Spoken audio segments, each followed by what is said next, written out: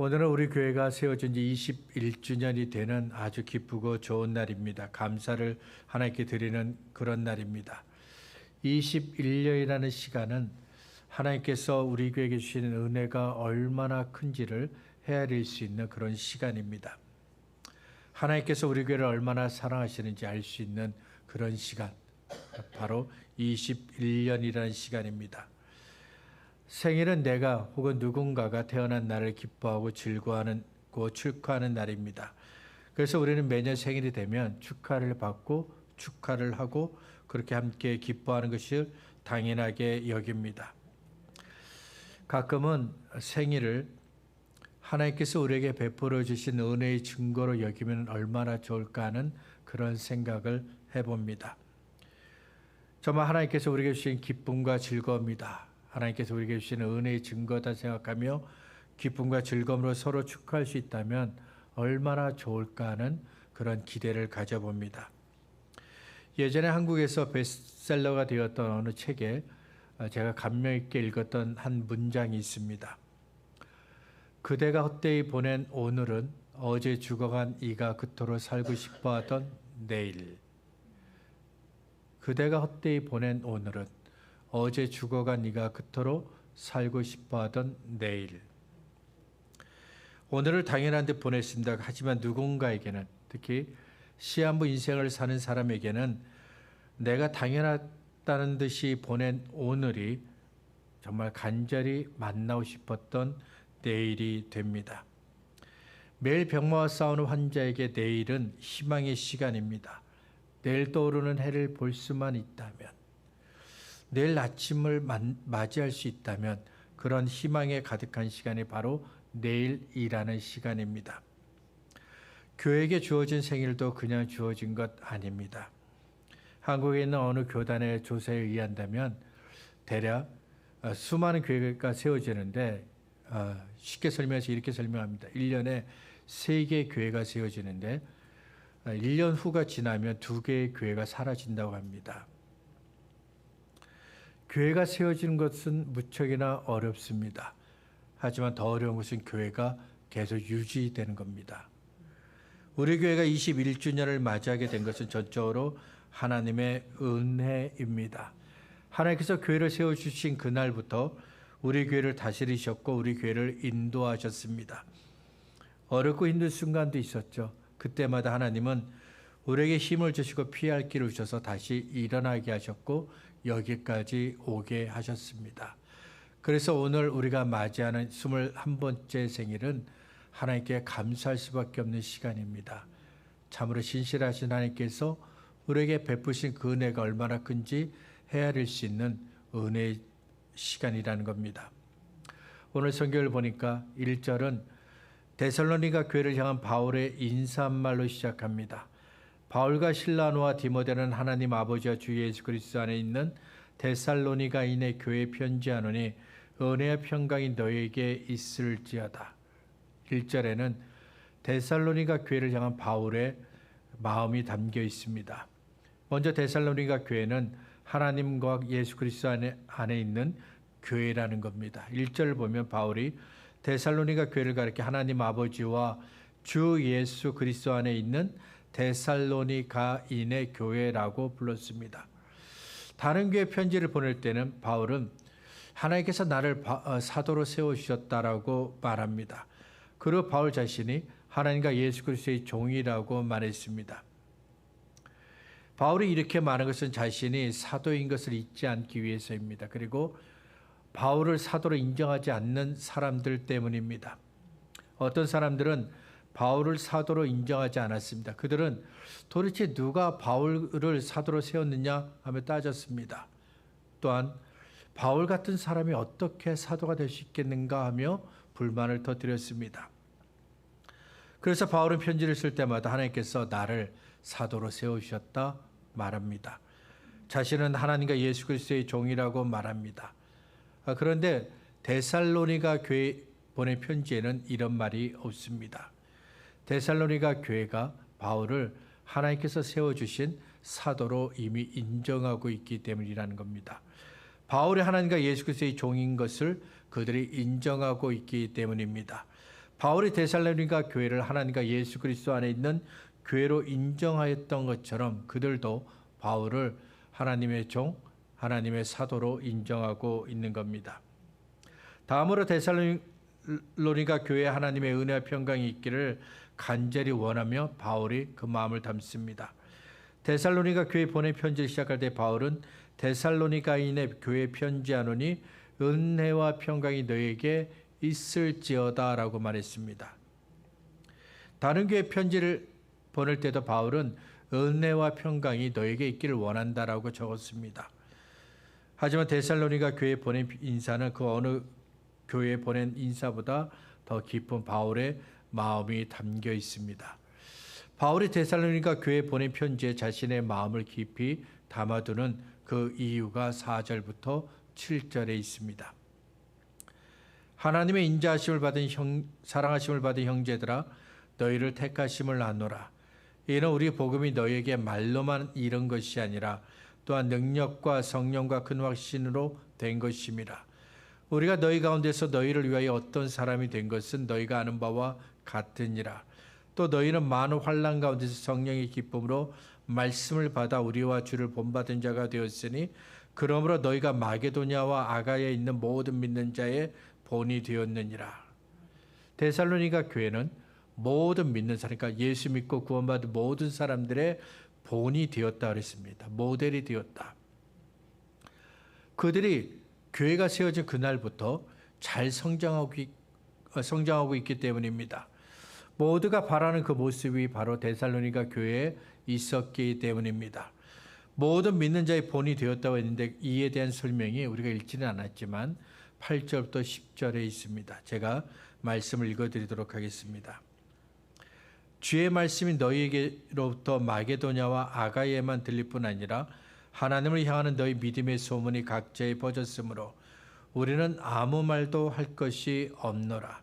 그들이 우리에 대하여 스스로 말하기를 우리가 어떻게 너희 가운데 들어갔는지와 너희가 어떻게 우상을 버리고 하나님께로 돌아와서 살아계시고 참되신 하나님을 섬기는지와 또 죽은 자들 가운데서 다시 살리신 그의 아들이 하늘로부터 강림하실 것을 너희가 어떻게 기다리는지를 말하니 이는 장래의 노하심에서 우리를 건지시는 예수시니라. 사도행전 17장을 보면 바울이 데살로니가에 가서 복음을 전합니다. 그때 있었던 일들을 자세히 언급하는데 데살로니가에 도착한 바울은 회당에서, 그러니까 유대인들이 모이는 회당에서 복음을 전했습니다. 바울이 그 전한 복음을 듣고 이방인들과 귀족의 부인들이 그 복음을 받아들이게 됩니다. 복음의 문이 활짝 열리게 된 겁니다. 하지만 얼마 못 가서 그 복음의 문이 다시 닫히게 되는데 유대인들과 그 이방의 관리들이 지도자들에 의해 복음의 문이 막히게 됩니다. 본래 데살로니가 교회는 그 지역은 로마 총독이 임명받을 정도로 아주 큰 도시입니다. 하지만 데살로니가 이 편지를 보냈을 그 당시에는 총독이 아니라 그들에 의해서 스스로 세워진 지도자가 그 지역을 다스리고 있었습니다. 그들은 로마 황제에게 충성을 맹세하는 사람들이고 로마 제국을 위해서 일하는 헌신적인 사람들입니다. 이렇게 로마를 위하여 일하는 관리들과 유대인들이 함께 복음을 방해했습니다. 그때만 해도 복음의 문이 닫힐 줄 알았습니다. 하지만 많은 환난이 있었지만 복음의 문은 닫히지 않았습니다. 복음을 들은 사람들이 예수를 믿어 구원을 받았습니다. 구원받은 사람들이 모여서 교회가 되었습니다. 데살로니가 교회는 평탄할 때, 평안할 때 세워진 교회가 아닙니다. 환난 중에 세워진 교회입니다. 그런데 지금도 여전히 그 교회는 환난을 받고 있습니다. 하지만 그들은 흔들리지 않았습니다. 시냇가에 심은 나무가 시절을 쫓아 과실을 맺으며 그 잎사귀가 마르지 않는다고 한 시편 1편 3절에 있는 말씀처럼 반석 위에 세워진 그 교회는 흔들리지 않았다는 겁니다. 6절에서 또 너희는 많은 환난 가운데 성령의 기쁨으로 도를 받아 우리와 주를 본받은 자가 되었다고 말씀한 대로 유대인들의 그 방해는 아주 집요했습니다. 끈질겼습니다.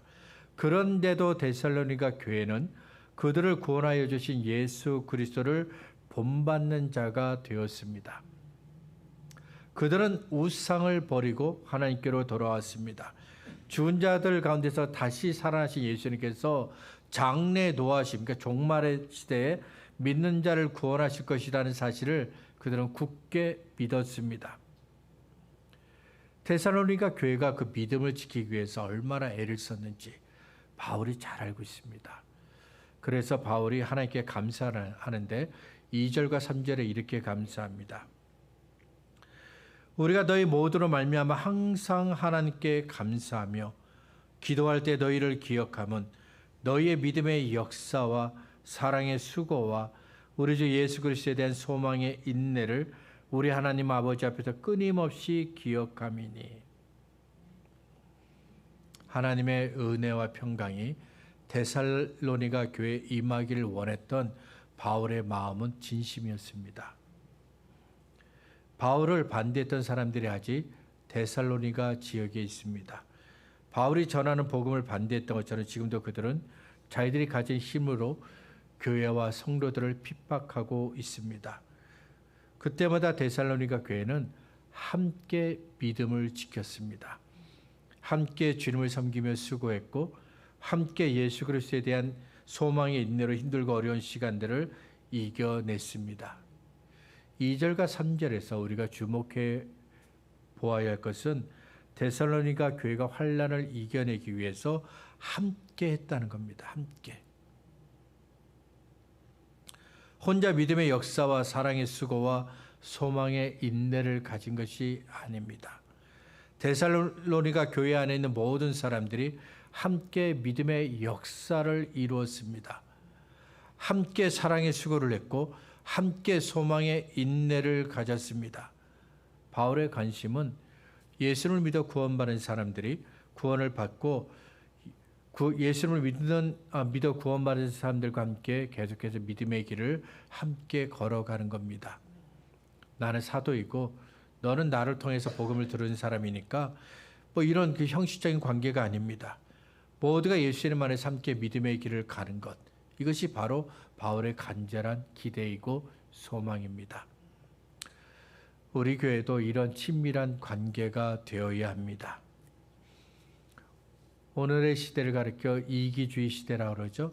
나만 잘 되면 좋은 시대. 사촌이 땅을 사면 배가 아픈 시대. 그런데 우리는 교회 안에서 이런 마음을 가져야 됩니다. 내가 하나님의 은혜를 받았습니다. 그러면 나와 함께 있는 다른 사람들도 하나님의 은혜가 임하기를 기대해야 합니다. 나의 믿음의 성장이 있습니다. 그러면 나와 함께 신앙생활하는 다른 사람들도 똑같이 믿음이 자라나기를 기대해야 합니다. 내가 주님의 사랑과 평안을 누리고 있습니다. 그러면 다른 사람들도 주님의 사랑과 평안을 누릴 수 있기를 기대해야 합니다. 주님께서 나의 손을 잡고 인생의 길을 가게 하셨던 것처럼 나도 누군가의 손을 잡고 함께 믿음의 길을 걸어갈 수 있어야 합니다. 교회는 그냥 우리끼리 모여서 만든 것이 아니라 교회는 예수님으로 말미암아 구원받은 사람들의 모인 곳입니다. 예수를 믿어 구원받은 사람들이 모인 곳, 그것이 바로 교회입니다. 때문에 교회는 혼자 모든 것을 할 수가 없습니다. 교회는 교회 안에 있는 모든 사람들이 함께 믿음의 길을 걸어가야 합니다. 데살로니가 교회처럼 같은 사랑, 같은 믿음, 같은 소망을 가지고 함께 믿음의 길을 걸어가야 합니다. 말씀을 정리하겠습니다. 창립 21주년을 맞이한 우리 교회를 향한 하나님의 기대가 있습니다. 하나님은 우리 모두가 함께 믿음의 길을 걸어가기를 기대하십니다. 그래서 믿음의 역사를 이루는 교회가 되기를 원하십니다. 하나님은 우리 모두가 함께 사랑하고 섬기기를 원하십니다. 내 이웃을 내 몸과 같이 사랑하라고 하신 주의 말씀대로 서로 사랑하고 격려하고 세워주고 위로해주는 그런 교회가 되기를 하나님은 원하십니다. 하나님은 우리 모두가 예수님에 대한 소망의 인내를 가지고 함께 믿음의 길을 가기를 원하십니다. 우리 교회를 향하신 하나님의 기대를 따라 우리 모두 함께 믿음의 길을 걸어갈 수 있기를 바랍니다. 서로의 손을 굳게 잡고 끝까지 믿음의 길을 걸어갈 수 있는 저와 여러분이 될 수 있기를 바랍니다. 함께 주님을 섬기고 함께 기도하고 함께 나아가는 그런 저와 여러분, 우리 교회가 되기를 간절히 소원합니다.